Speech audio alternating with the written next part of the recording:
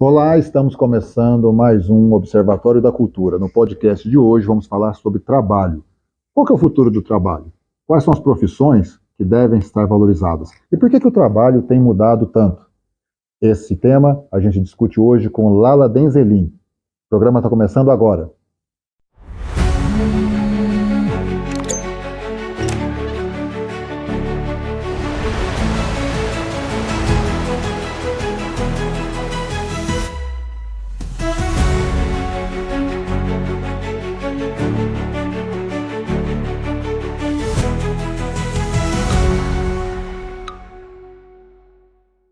E conosco nesse episódio de hoje, a Lala Denzelin, futurista, atriz e uma das primeiras futuristas do Brasil, que está entre as top 4 da América Latina e pioneira em economia criativa, com uma especialidade, né, Lala? Você trabalha com tecnologias socioculturais. Seja bem-vindo ao Observatório da Cultura. Muito bom, um prazer estar aqui com você. E a gente vai falar hoje sobre esse tema, que é o futuro do trabalho. Tá. O que vai ser do nosso trabalho com tanta tecnologia? Bom, esse é um tema longo, então vamos começar. O trabalho de futurista é ver de longe, ver o que está acontecendo grande. Então, repara o seguinte, o que a gente vive hoje é uma mudança muito grande de modelo, que até hoje a história da humanidade foi toda de organização do trabalho em torno de recursos que são físicos, materiais. Seja na agricultura, a indústria, etc. A partir do momento em que começa a ter mais serviço, como consequência da indústria, e pelo fato da gente viver em cidades, e mais recentemente, com toda a coisa da tecnologia e da internet, a gente tem uma mudança imensa, tão imensa, que as pessoas nem têm noção, que é passar de uma centralidade de uma economia baseada em tangíveis, que sempre foi, né, petróleo, ouro, mercado imobiliário, essas coisas, para prioridade de economia baseada em intangíveis. Então, hoje, as grandes empresas, elas não fazem coisas materiais, elas fazem coisas imateriais. E isso dá uma chave para o futuro do trabalho, que é, esse futuro do trabalho está focado, sobretudo, nesses intangíveis. O que é intangível? Conhecimento, criatividade, as tecnologias digitais, tudo aquilo que não tem matéria.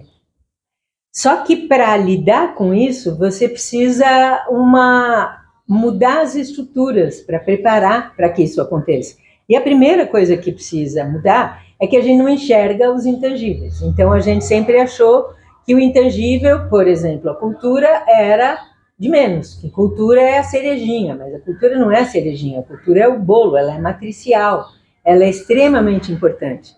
A outra coisa que caracteriza essa transição é que a gente vem de um período grande, esse período industrial, foi um período de gerar riqueza e oportunidades de trabalho a partir de consumo. Só que a gente chegou num limite de ambiente, de saúde urbana, saúde mental, saúde social, tudo que não dá mais. E o século XXI é o século do cuidar. Então, o futuro do trabalho está extremamente ligado a tudo aquilo que cuida. Cuida do ambiente, cuida das pessoas, cuida da memória, cuida do patrimônio, cuida da criatividade, cuida em geral. E nesse sentido, o trabalho cultural é prioritário. Então, só que isso requer uma mudança de lente. E isso requer que a gente mude até as maneiras como a gente mensura as coisas. Porque não dá para mensurar só o que é quantitativo, monetário, material e tal. Muda também como a gente mensura sucesso, né? Porque exatamente. A gente tem algumas profissões que o próprio acesso a elas já era um atestado de sucesso. Sim. E você falou aí sobre aquilo que é o cuidado. Nós podemos imaginar, com base nisso, quais são as profissões que têm longa vida também Sim, nesse mundo novo? Podemos. Então, vamos lá. Primeira coisa, o que é o cuidar? O cuidar, toda a questão de bem-estar, deixa eu ver como eu falo disso. O nosso grande desafio global é que a gente faz parte de um sistema fechado. O planeta é um sistema fechado e nós todos somos parte desse sistema. Mas a gente se comporta como uma célula que não sabe que faz parte de um corpo. E isso muda tudo, porque eu sou uma célula que não sei que eu estou num corpo, eu acho que eu posso fazer o que eu quiser com o outro, com o meio ambiente, com o espaço, com o lixo, com o que for. E isso precisa mudar. E para que isso mude, a primeira coisa que é muito necessária é uma mudança interna, humana, de desenvolvimento de potencial, porque a gente tem 3 cérebros. A gente acha que tem um, mas tem 3. Tem um cérebro primitivo, que é reptiliano, que é o da sobrevivência, e é ele que compete. A gente tem um segundo cérebro, que a gente divide com os demais mamíferos, que é um cérebro do afeto, das relações, porque os mamíferos são os primeiros bichos que cuidam da prole, né? Que está ligado a isso. E a gente tem um cérebro que é só o humano que tem, que é o córtex pré-frontal, que tem a capacidade de criar. Por que eu estou falando disso tudo? Porque o trabalho do futuro não é mais tanto um trabalho ligado a todas as coisas da sobrevivência, que hoje em dia é mais fácil. É um trabalho ligado ao cuidar, para que a gente consiga mudança de maneira de agir, de deixar de agir de forma competitiva para passar a agir de formas mais colaborativas. Para isso, o que nós precisamos? Nós precisamos de uma educação para isso, nós precisamos de a criatividade a serviço disso. Então, a arte, por exemplo, ela é a única que é capaz de mostrar aquilo que ainda não existe. E o nosso cérebro, ele só reconhece alguma coisa combinando imagens pré-existentes. Então a gente precisa, é como se tivesse pecinha de Lego. Como é que eu vou montar uma coisa se eu não tenho a pecinha de Lego? Então, para a gente poder cuidar coletivamente do futuro, eu preciso de repertório que não existe antes. Esse repertório, só quem consegue prover é a arte. Ela é capaz de imaginar mundos que ainda não existem. Nesse universo que você está falando, aquelas divisões que a gente veio até hoje, como eu sou de exatas, de humanas, de saúde, isso tudo se dissolve. Porque na verdade, a gente tem que ter todas as habilidades. Falando bem especificamente, profissional que se forma numa única área não tem futuro, exceto raras exceções, sabe? Se você é neurocirurgião, ok. Se você é engenheiro altamente especializado, mas em geral a gente vai ter que ser um cardápio de coisas, e nesse cardápio de coisas sempre vai ter que ter algum aspecto intangível, algum aspecto ligado à compreensão do outro, à tua capacidade de expressar, de comunicar, de formular, etc. Isso chama atenção para uma coisa que eu quero discutir com você aqui. A gente também tem muito disso entre gerações, né? Gerações que tinham carreiras, profissões, visões de mundo, né? Aquela coisa de vou trabalhar a vida inteira numa área e aposentar. Aí nós temos uma geração que hoje não se apega muito a essas formalidades. Acaba que nós temos que ter um pouco de cada um no futuro? Sim. Tem um pouco do meu avô, um pouco do meu pai e um pouco do meu filho? Como futurista, o meu trabalho é assessorar tomadores de decisão para caminhos. Então, eu estou sempre meio pronta a ser presidenta do mundo, digamos. E como presidenta do mundo, uma das coisas que eu faria é que cada posto de trabalho fosse desempenhado por 2 pessoas. Um jovem e um 50 a mais. Porque o desafio que a gente está vivendo precisa da resiliência e da capacidade de permanecer que o mais velho tem. E o jovem tem essa agilidade, só que essa agilidade que acaba provocando mudança o tempo inteiro, acaba fazendo com que não haja uma continuidade. Isso lembra muito aquilo que a gente estudou, que acontecia nas tribos também. Sim, exatamente. Onde um passa para o outro. Exatamente. O velho da tribo passa para o mais novo. A gente está indo para o futuro ou indo para o passado? O futuro tem que incluir e transcender o passado, mas sim, é uma das coisas muito necessárias hoje, a questão do conhecimento do ancião. E em relação ao futuro do trabalho, a gente tem 2 pontas soltas, os jovens e os 50 a mais, que vão ser maioria da população daqui a pouco, em alguns países já são. E por isso precisa sempre pensar como é que você integra esses 2. Uma das maneiras que dá para fazer isso, e que é muito ligada ao universo da cultura, é o mundo dos ofícios. Porque além de tudo que é ligado ao cuidar, educação, saúde, arte, criatividade. Tem um campo que nunca vai deixar de ter trabalho, que é o campo dos ofícios. Os ofícios são uma coisa extraordinária. Nós estamos aqui nesse ambiente onde cada pecinha é uma obra de arte de um ofício. Então, mas ofício não é valorizado. Então, presidenta do mundo, outra coisa que eu faria seria liceus de artes e ofícios da economia criativa super glamorizados, sabe? Tem que ser mais sexy, porque ninguém quer dizer, eu vou ser costureira. É super legal.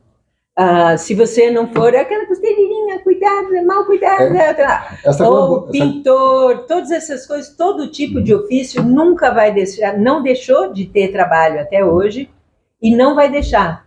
Então, quando você olha as profissões ao longo do tempo, as únicas que permanecem são as ligadas ao cuidar e aos ofícios. As outras vão deixando de ter validade com o tempo. Essa glamorização é mais ou menos como a gente vê hoje. Alguns se chamavam artistas no passado, hoje é o designer. Sim. É só isso? Ou existe também um conceito diferente no designer que é distinto do que era o artista? É uma excelente pergunta. A costureira é a estudante de moda de hoje? Ou não é só semântico? A costureira deveria ser estudante de moda, porque, por exemplo, pegando o exemplo da moda, em geral se forma um monte de criadores de moda. Agora, se você imaginar uma pirâmide, você tem um criador que vai necessitar 100 pessoas para poder viabilizar aquela criação dele. Ele precisa de costureiro, bordadeiro, quem faz chapéu, quem faz bolsa, quem comunica, quem faz site, quem organiza o desfile, quem faz vídeo, quem faz trilha, etc. E a gente deveria formar esse conjunto de todo mundo que está em volta, porque é isso onde tem maior campo de trabalho. É mais do que pensar, tem que pôr a mão na massa mesmo? Sim. Essa questão do ofício tem muito disso? A criação propriamente dita, ela está excessivamente valorizada, e o fazer está excessivamente desvalorizado. Inclusive faltando muita mão de obra em todos os lugares. Muitos setores, em todos os lugares. E um discurso muito comum de que ninguém quer trabalhar. Isso é um sintoma dessa crise do momento? Eu acho que uma das razões pelas quais as pessoas querem menos trabalhar é que não há uma parte criativa e autoral em cada trabalho. Então, a tua pergunta ela é muito boa, porque cada coisa tem que ser também autoral. Se eu sou uma costureira, que eu não tenho que pensar ou dar palpite, eu não quero ser costureira. Mas se eu sou uma costureira que cocria com o designer, aí isso é legal e necessário. Porque, em geral, pode perguntar para as costureiras, os designers vêm com coisas que são impossíveis de fazer. Que eles não sabem nada de costura. Então, eu lembro, uma vez eu conheci uma que queria fazer um corpete, assim, de coisa que era elástica. Nunca ia funcionar, porque ele ia espichar, ou queria, enfim, tem... É a eterna discussão entre o arquiteto e o engenheiro. Sim, por isso que a gente precisa se juntar, porque o melhor é quando você tem os três.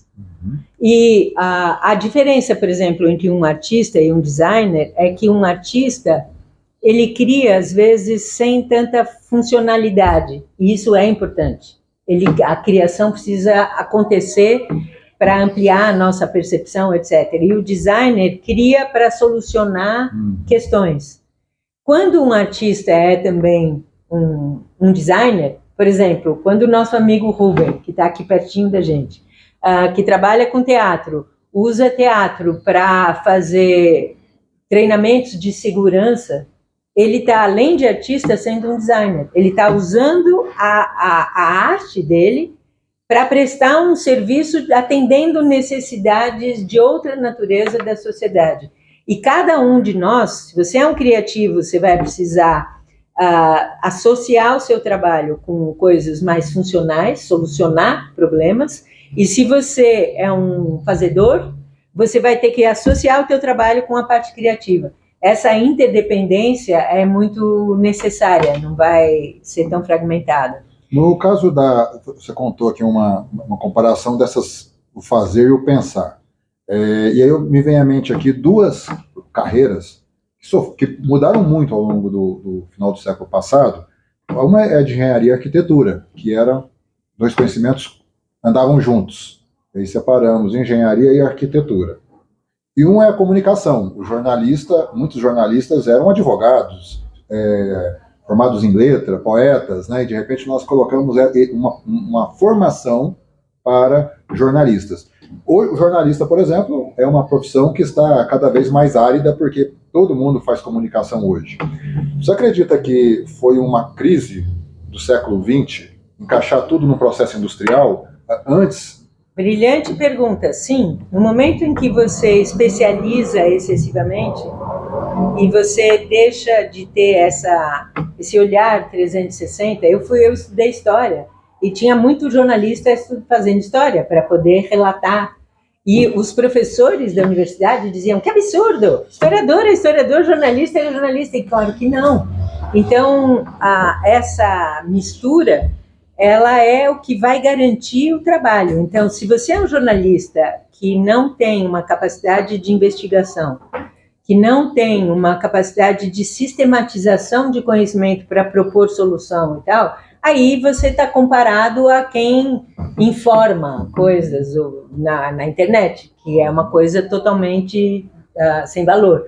Mas se o seu trabalho ele atende a outras necessidades, que é o que você consegue com esse 360, aí ele vai ter continuidade. E você sabe, eu estava pensando numa pergunta que você fez anteriormente sobre essa coisa do cuidar, as profissões e a desvalorização do cuidar. Tem um cara muito interessante chamado David Graeber. Ele fez um livro da história da dívida. E ele mostrou como a nossa história é toda construída em cima da dívida, é uma coisa... E depois ele foi fazer um trabalho sobre o futuro do trabalho e chegou, uma pesquisa, né, um pesquisador, e chegou à conclusão que, assim como a passagem do século XIX para o XX foi da valorização do trabalho operário, etc., a transição do 20 para o 21 é a valorização do trabalho do cuidador. Porque o cuidador, ele mesmo não dá valor ao trabalho que faz. E existe uma dissociação de que quando o teu trabalho é feito com prazer, com propósito, quando você sente que você contribui, que você faz bem e tal, isto já é um pagamento suficiente, digamos. E uma parte mas não pode ser assim. Tanto que os trabalhos mais bem remunerados, ele até deu um nome engraçado, ele chamava de bullshit jobs, que são os trabalhos para porra nenhuma. Então, você preencher papel, todos os trabalhos para porra nenhuma são muito mais bem pagos do que os trabalhos de criadores, de desenvolvedores de solução e tal, porque você acha que não, a pessoa já está feliz. Eu estou fazendo teatro, eu já sou feliz, porque eu estou fazendo o que eu gosto.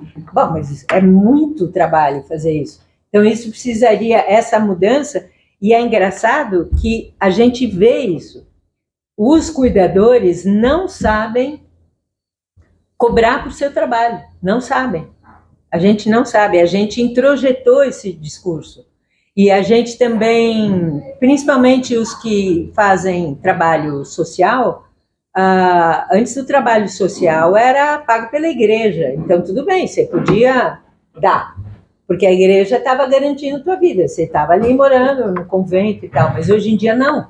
Então, a gente precisa repensar muito o valor das coisas. Dar valor a essa coisa que antes era considerada só uma virtude. Sim, exatamente. Temos algum exemplo no mundo em que esse cuidador, esse trabalho, essa formação do cuidador já é um exemplar quando a gente imagina no futuro? A Finlândia, por exemplo. A Finlândia é um dos maiores índices de felicidade, aquelas coisas. E uma das profissões mais bem pagas é de professor. E as escolas todas, um dos elementos centrais é a arte. E vou pegar o exemplo dos países nórdicos. Tem um estudo, recomendo, tem uns vídeos chamados Segredo Nórdico, The Nordic Secret, tem no YouTube. Tem um cara que resolveu estudar por que os países nórdicos são tão bem-sucedidos se, na metade do século XIX, eles eram paupérrimos, analfabetos, 95% da população analfabeta, bêbada, porque era muito frio, e violenta. O que aconteceu? Teve um momento, depois de uma série de guerras, no final do século XIX, em que, eu não lembro bem onde começou, talvez na Dinamarca, eles falaram, como é que a gente sai disso aqui? E eles criaram escolas, que eram escolas mistas, isso no final do 19, comecinho do 20. Bem comecinho do 20, onde as pessoas passavam os períodos de inverno, porque os períodos de inverno não dava para trabalhar no campo, etc. E nessas escolas, o diferencial é que você aprendia um ofício, um trabalho, mas trabalhava muito a parte humana, a parte de relações, de criatividade, de comunicação, etc. Essas escolas foram extraordinariamente bem-sucedidas e elas foram aumentando até o momento que tinha 120 e tantas. E chegou, quando você vê lá pelos anos 30, 10% da população dos países nórdicos tinha passado por alguma dessas escolas. Qual é o resultado disso? É a revolução nórdica, que foi no design, no desenho de estruturas governamentais éticas, bem-sucedidas. Então, nada dessas coisas acontece espontaneamente. Elas têm que ser fomentadas e desenhadas com políticas. Agora, você falando sobre um exemplo como a Finlândia, e a gente imaginando que nós agora estamos num mundo que é globalizado, onde as pessoas circulam. Para aqueles países que já estão chegando nesse patamar, estão à frente, no Brasil, por exemplo, de outros países subdesenvolvidos, usar a mão de obra desses países para os bullshit jobs é uma grande tentação, né? Porque a gente vê vantagem dos dois lados. Eles porque vão conseguir o trabalhador e nós porque podemos ter uma remuneração e uma carreira nesses lugares. Pode acontecer da gente ter uma nova forma de exploração e de trânsito da mão de obra global? Deixa eu ver se eu entendi sua pergunta. Os bullshit jobs não são exploração de mão de obra barata. Mas são trabalhos que muita gente não quer fazer. São altos executivos cujo trabalho é inútil. Isso acontece muito. Então, por exemplo, área de sustentabilidade de corporações. Normalmente a pessoa não está fazendo nada. Ela está preenchendo indicadores para fazer relatórios anuais de sustentabilidade. Não tem um produto no final, material no fim da jornada de trabalho. E ela fica muito infeliz com isso. Okay. Muito infeliz Agora, com isso. Pensando nessa questão que você falou, pensando naqueles trabalhos que pouca gente deseja fazer. A coleta de lixo, a mão de obra pesada. Cada vez que você anda, tem menos candidatos para essas atividades. Países que estão mais desenvolvidos na questão do trabalho do futuro podem vir a se aproveitar dessa mão de obra. Bom, isso está acontecendo, mas você sabe que eu sempre acho que tudo tem dois lados. Então, por exemplo, a Europa, a maior parte das pessoas nativas de um país não quer mais fazer esse tipo de trabalho. Então, esse trabalho acaba sendo feito por imigrantes que estão procurando um modelo de vida. Isso, por um lado, é ruim. Por outro lado, acaba provocando uma mistura que é extremamente desejável. Eu venho de uma família francesa. A primeira vez, meu pai é francês, minha mãe é italiana. A primeira vez que eu fui para a França, teve um momento que eu não tinha coragem de botar o pé na rua, porque de mal-humorado, né? Era uma coisa muito crítica, muito azeda e tal. Quando eu voltei anos depois, por causa da quantidade de imigrantes africanos, tinha mudado completamente o astral. Então, esses movimentos migratórios, eles podem começar de uma maneira dolorosa, mas eles acabam chegando num lugar melhor, porque sempre entre uma coisa e outra, o melhor é a terceira, que integra os três. E criando uma diversidade, sim, né, global. Mas o que eu acho que seria importante a gente falar é que o futuro do trabalho não está tanto na natureza do trabalho. Isso é importante, mas está sobretudo na forma de organização do trabalho. Porque a gente vai sair de ser alguém que trabalha, a gente vai ser cada vez mais autônomo, emprego vai ser muito difícil, emprego vai ser só nessas atividades chatas que você falou, que tem gente que vai escolher, porque tem gente que não quer ser criativo, não quer ter a responsabilidade, existe, eu quero ir lá fazer uma coisa, ganhar meu dinheirinho e ficar sossegado, tá tudo certo. Mas, primeira coisa, empreender é muito difícil, só que não vai ter emprego. Então, como é que eu resolvo essa parada? A parada se resolve quando a gente se organiza em formas comuns de gestão do trabalho. Então, por exemplo, eu recomendo a todo mundo que é autônomo, eu acho que se me disser o que é o futuro é se organizar em cooperativas de plataforma. São uma modalidade 2.0 de cooperativa que tem uma gestão mais moderna e menos hierárquica do que cooperativas tradicionais. São cooperativas híbridas, porque em geral a gente tem cooperativa de uma única coisa, produtor de leite, motorista de ônibus. Tão segmentado quanto a gente fala da indústria. Mas essas vão ser diversas, já existem. Existe uma experiência muito interessante que começou na Bélgica, que chama SM Art, que é uma cooperativa de freelancers da área cultural, que sempre tem um problema, porque se eu não trabalho hoje, eu não como amanhã. E essa cooperativa tem 40 mil cooperativados em, acho que 11 países. E aí a cooperativa, o que faz? Por exemplo, seguro. Futuro não tem bem-estar social. Pausa dramática. Não tem, não vai ser possível. Porque a população cresce muito, os velhos crescem muito, e não vai ser possível manter isso. Isso foi possível manter por... Só que aí faz como? A gente vai ter que se organizar coletivamente para garantir o bem-estar social. O Estado não vai dar conta. Então, por exemplo, essa cooperativa, as pessoas têm seguro-desemprego, seguro-saúde, etc., pela cooperativa. A cooperativa tem um percentual por administração do trabalho de cada pessoa, ela investe isso e ela administra os recursos, e pelo fato de que todo mundo está fazendo junto, o trabalho é extremamente mais eficiente e rentável. Então, é possível você ter assistência jurídica, assistência médica, seguro-saúde, você tem representatividade quando você precisa apresentar um projeto, você apresenta pela cooperativa, que pode ter contrapartida, e, por exemplo, BNDES, para apoiar a economia criativa. BNDES, menos do que 10 milhões, não interessa para o BNDES emprestar, porque dá um trabalhão para ir, 10 milhões é merreca. A gente, meu Deus, para ter um empréstimo de 100 mil.